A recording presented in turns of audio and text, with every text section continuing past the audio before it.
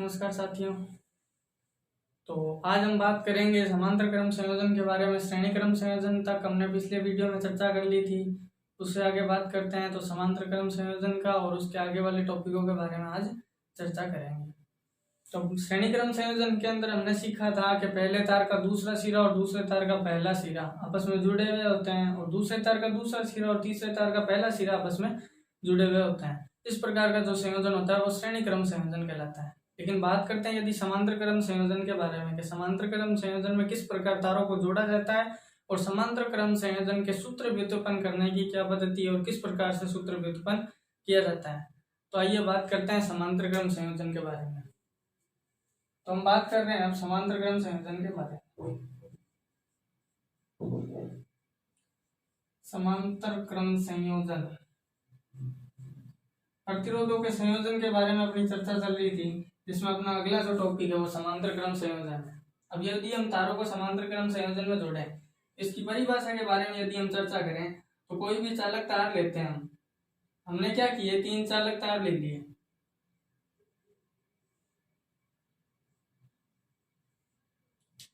और इन तीनों चालक तारों का जो पहला सिरा है वो एक जगह जोड़ दिया। इन तीनों चालक तारों का पहला सिरा एक जगह और तीनों चालक तारों का दूसरा सिरा एक जगह। तो ये इसकी परिभाषा हो गई समांतर क्रम संयोजन की। यानी कि कोई भी 3 या 4 चालक तार ले लेते हैं और तीनों चालक तारों का पहला सिरा जो है वो एक जगह जोड़ना है और दूसरा सिरा दूसरी जगह जोड़ते हैं, दूसरा वाला जो सिरा है वो दूसरी जगह जोड़ते हैं। तो इस प्रकार का जो संयोजन होता है वो समांतर क्रम संयोजन कहलाता है। यानी कि यदि हम इसको एक बैटरी से जोड़ देते हैं,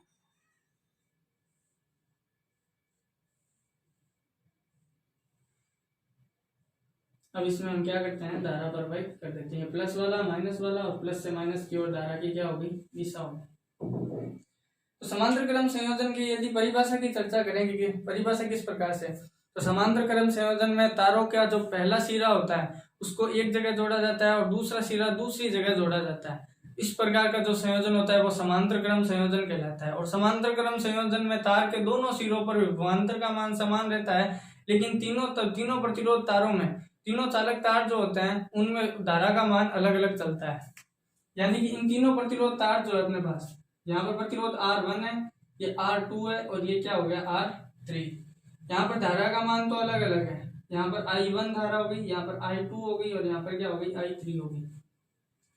क्योंकि यहाँ पर धारा का मान अलग अलग है तो यहाँ पर सूत्र भी धारा वाला लगेगा। तो यदि हम बात करते हैं ओम के नियम से, यदि हम बात करते हैं ओम के नियम से तो R1 में प्रवाहित धारा, R1 यानी कि चालक तार है R1 में जो प्रवाहित धारा है वो कितनी होगी।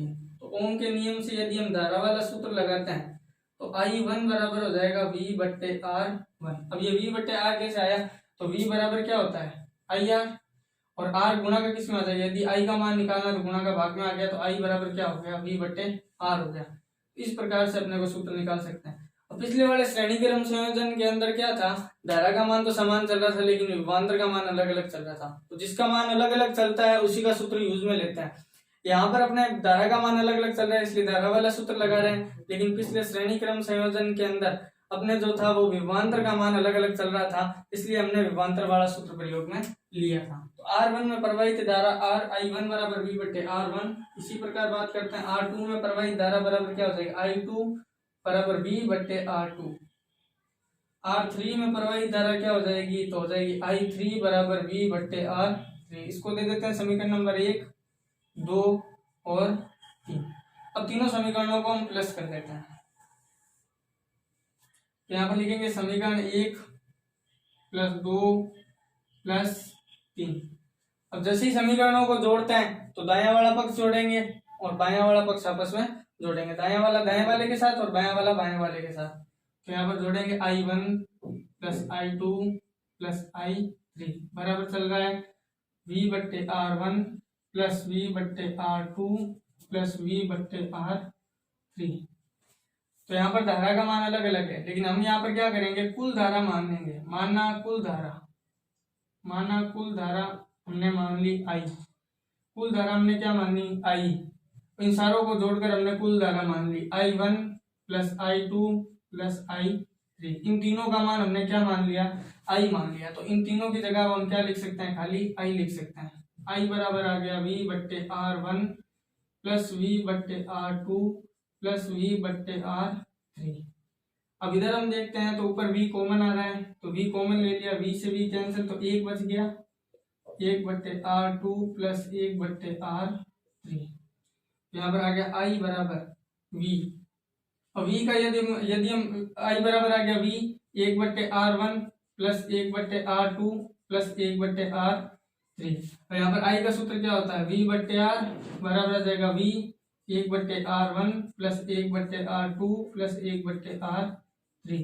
V से V कैंसिल, यहाँ पर बच गया 1/R बराबर 1/R1 plus 1/R2 plus 1/R3।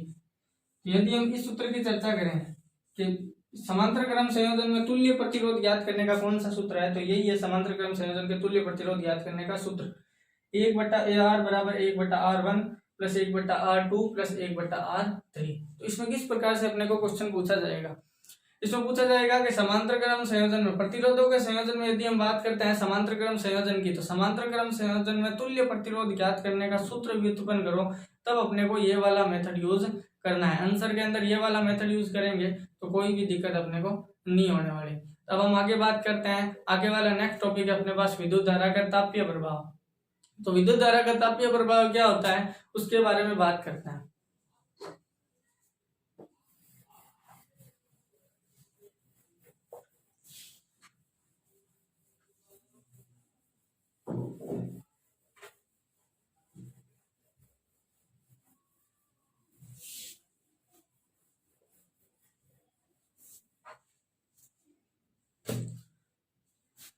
देखो यहाँ पर अब बात कर रहे हैं विद्युत धारा के तापीय प्रभाव के बारे में। यदि हम चर्चा करें विद्युत धारा के तापीय प्रभाव के बारे में, तो इतनी नॉर्मल थ्योरी है, कोई हार्ड नहीं है। अगर हम उसको चित्र की सहायता से समझते हैं तो आसानी से समझा जा सकता है। किस प्रकार से, यदि हम कोई चालक तार लेते हैं विशुद्ध प्रतिरोध वाला जिसमें प्रतिरोध ज्यादा हो, ऐसा एक हमने चालक तार ले लिया।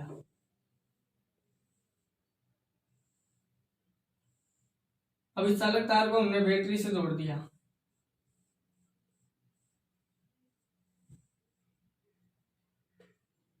इस चालक तार को हमने बैटरी से जोड़ दिया और इसमें धारा प्रवाहित कर दी।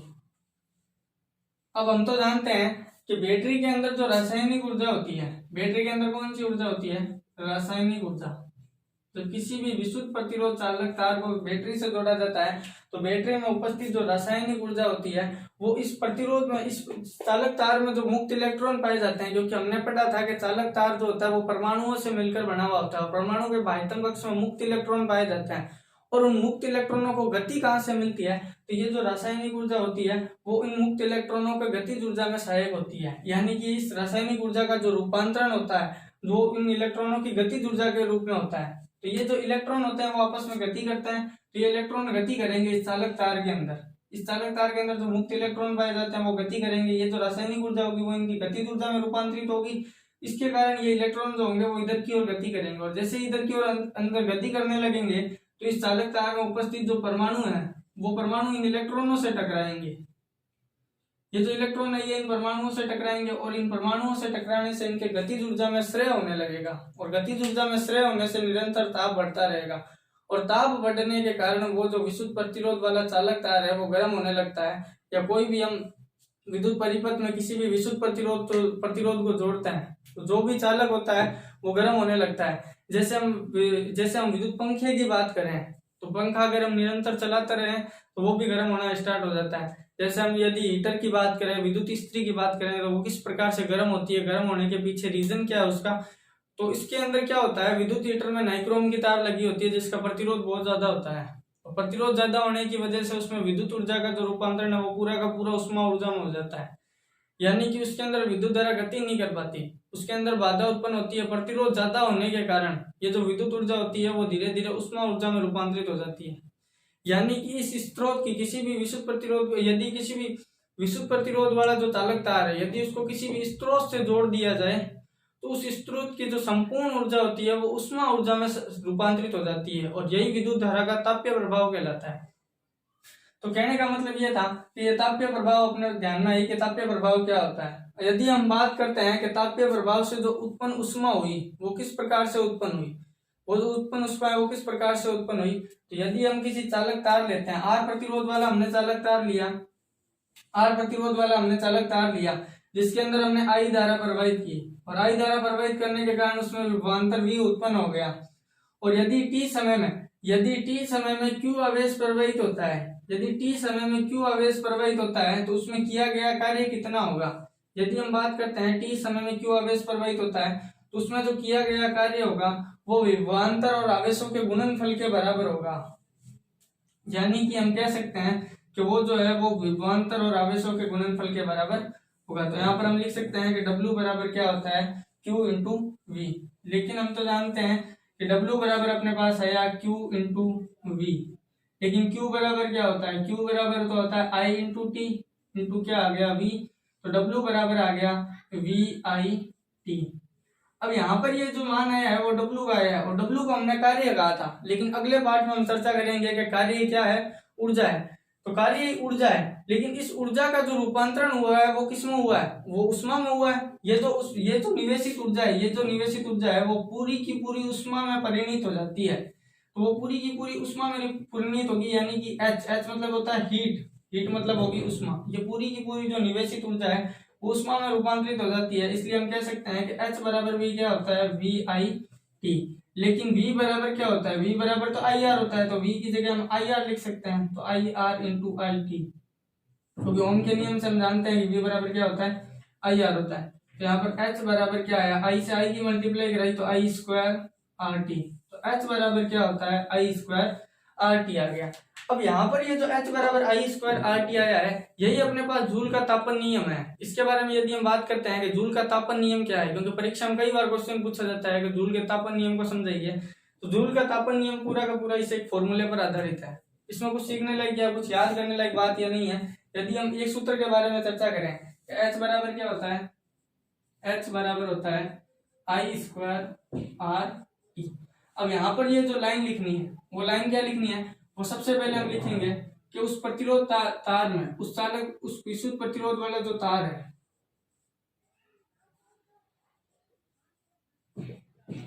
विद्युत प्रतिरोध वाले तार में उत्पन्न उष्मा। अब देखो यहाँ पर ये जो उष्मा है ये सबसे पहले किसके समानुपाती होगी, तो सबसे पहले धारा के वर्ग के समानुपाती होगी। किसके समानुपाती होगी, धारा के वर्ग के समानुपाती है, ये वर्ग के समानुपाती होती है।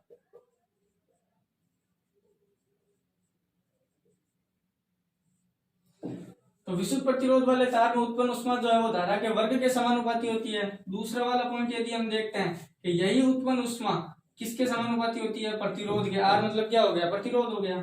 यहाँ पर हम यही लाइन लिख सकते हैं कि विद्युत प्रतिरोध वाले तार में उत्पन्न उष्मा किसके समानुपाती होती है, तो हम कह सकते हैं प्रतिरोध के समानुपाती होती है। किसके, प्रतिरोध के समानुपाती होती है।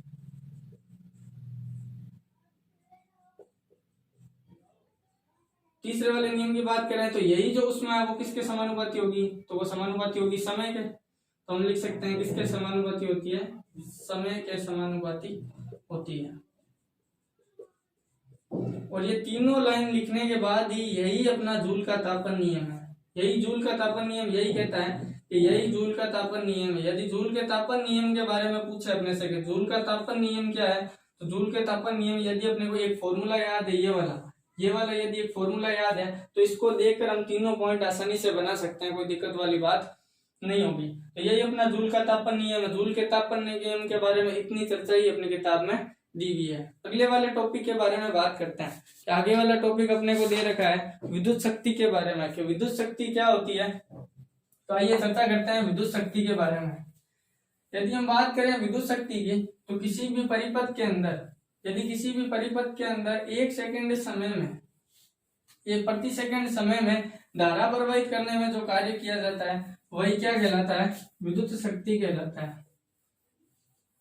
यानी कि उस कार्य को करने में जितना समय लगेगा वही क्या कहलाएगा, विद्युत शक्ति कहलाएगा। तो यदि हम विद्युत शक्ति की परिभाषा की बात करें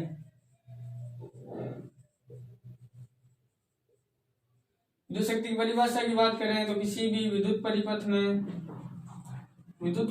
में प्रति सेकंड समय में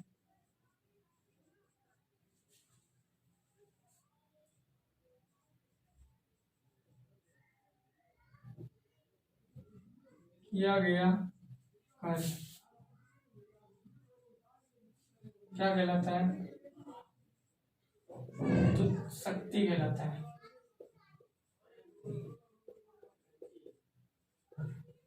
किसी भी विद्युत परिपथ में प्रति सेकंड में किया गया जो कार्य है वही क्या कहलाएगा? धारा प्रवाहित करने में जो किया गया कार्य है, प्रति सेकंड समय में धारा प्रवाहित करने में किया गया कार्य, धारा प्रवाहित करने में, यहाँ पर ऐड करना है। धारा प्रवाहित करने में जो किया गया कार्य है वही क्या कहलाता है? विद्युत शक्ति कहलाता है। यहाँ पर तो विद्युत परिपथ में प्रति सेकंड समय में धारा प्रवाहित करने में जो कार्य किया जाता है वही विद्युत शक्ति कहलाता है। और विद्युत शक्ति को इंडिकेट किससे करते हैं? तो P से इंडिकेट करते हैं इसको। P मतलब होता है पावर, पावर मतलब क्या होगी? शक्ति। तो यहाँ पर अपने को एक चीज ध्यान में आई कि शक्ति बराबर क्या होता है? तो शक्ति बराबर हम कह सकते हैं कि जितना कार्य किया गया है और उस कार्य को करने में कितना समय लगा है। तो यानी कि हम कह सकते हैं कि किया गया कार्य बट्टा उसमें लगने वाला समय, कार्य को हम कहते हैं W और यहाँ पर समय को हम क्या कहेंगे? T। तो यहाँ पर P बराबर क्या आया? W बट्टे T। लेकिन हमने पीछे अभी देखा है कि W बराबर क्या होता है, तो हमने देखा था W बराबर क्या होता है? VIT। यानी कि उसमें जो निवेशित ऊर्जा होती है वो किसके बराबर होती है? V into I into T के बराबर होती है। तो यहाँ पर हम W बराबर क्या लिखेंगे? V into I into T, VIT बट्टे T से T कैंसिल, तो P बराबर क्या आया? V into I। लेकिन हम तो जानते हैं कि V बराबर क्या होता है? IR। V बराबर क्या होता है? IR। तो यहाँ पर आ जाएगा P बराबर, V की जगह मैं लिख दूंगा IR इंटू I, यानी कि P बराबर आया I स्क्वायर R। यानी कि P का क्या फॉर्मूला आया? विद्युत शक्ति का फॉर्मूला आया I स्क्वायर R। तो इस प्रकार से विद्युत शक्ति के फॉर्मूले को हम ज्ञात कर सकते हैं। अब न्यूमेरिकल्स किस प्रकार से सॉल्व होते हैं? तो न्यूमेरिकल्स के अंदर अपने को सारे सूत्र ध्यान में रखने पड़ेंगे कि P बराबर W बटा T भी होता है और P बराबर I स्क्वायर R भी होता है। तो ये सारे के सारे सूत्र अपने को ध्यान में रखने पड़ेंगे। इसी पर आधारित न्यूमेरिकल्स है। न्यूमेरिकल्स का एक अलग वीडियो बनाऊंगा मैं, जिसमें आपको सारे न्यूमेरिकल्स जितने भी किताबें न्यूमेरिकल्स है वो सारे के सारे करवा दूंगा। यह होगी विद्युत शक्ति के बारे में। अब हम आगे बढ़ते हैं, विद्युत शक्ति से थोड़ा सा आगे बढ़ते हैं। तो विद्युत शक्ति को यदि हम देखते हैं किसका मात्रक क्या है, तो विद्युत शक्ति का जो मात्रक होता है वो होता है वाट। क्या मात्रक होता है? वाट होता है। और इसका अगर यदि विद्युत शक्ति के व्यापारिक मात्रक की बात करें, यानी कि इस विद्युत शक्ति का जो व्यापारिक मात्रक है वो व्यापारिक मात्रक क्या है? तो व्यापारिक मात्रक है किलोवाट घंटा। किसी भी विद्युत ऊर्जा को यदि विद्युत ऊर्जा को यानी कि यूनिटों में ज्ञात करना हो, यूनिट का मतलब एक यूनिट मतलब 1 किलोवाट घंटा हो गया। अपने घरों में जो बिजली का बिल आता है वो यूनिटों में आता है, किलोवाट घंटा में आता है। जहां पर बिजली की खपत ज्यादा होती है वहां पर उसकी सरल गणना करने के लिए उसको क्या करते हैं? इस बड़ी व्यापारिक मात्रा की इकाई में निकाला जाता है। यानी कि उसकी जो व्यापारिक इकाई है वो किलोवाट घंटा है और जो छोटी इकाई है वो कौन सी है? वो वाट है। जिस प्रकार से हम देखते हैं कि 1 किलोवाट के अंदर 1 किलोवाट में कितने वाट होते हैं? तो 1 किलोवाट में 1000 वाट होते हैं। यदि हम बात करें कि 1 मेगावाट में कितने वाट होते हैं, यदि हम बात करें कि 1 मेगावाट में कितने वाट होते हैं, तो 1 मेगावाट में 10 की घात 6 वाट होते हैं। यदि हम बात करें कि 1 HP यानी कि एक अश्व शक्ति में कितने वाट होते हैं, तो 746 वाट एक अश्व शक्ति में होता है। ये तीनों बातें भी अपने को ध्यान रखने लायक है, क्योंकि 1 नंबर के क्वेश्चन के अंदर ये बातें पूछी जा सकती हैं। अब इसके बाद में हम चर्चा करते हैं इससे थोड़ा सा आगे कि यदि हम बात करते हैं विद्युत ऊर्जा के बारे में, तो विद्युत ऊर्जा के बारे में अपने को दिया हुआ है कि विद्युत ऊर्जा क्या होती है। तो विद्युत ऊर्जा जो होती है वो समय के और इस शक्ति के गुणनफल के बराबर होती है, शक्ति के और गुणनफल के बराबर होती है।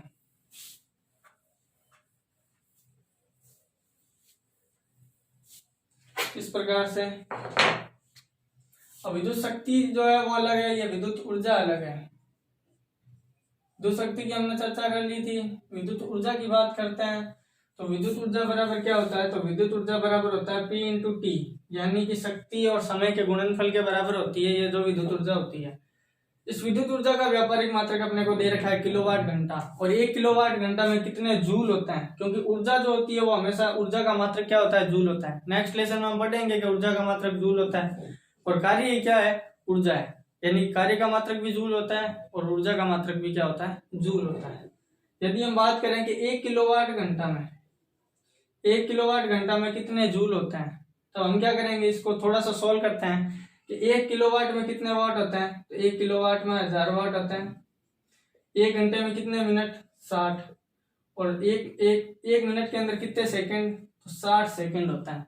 तो यदि हम बात करें इसकी, तो इसकी यदि हम बात करते हैं, इसको गुणा करवाएंगे, इसको जूल में निकालने के लिए अपने को छोटी इकाई में बदलना पड़ेगा, और छोटी इकाई में बदलने के लिए 1000 की गुणा करवाएंगे इससे, 6 छंगे 36 इंटू 10 की घात 5 जूल।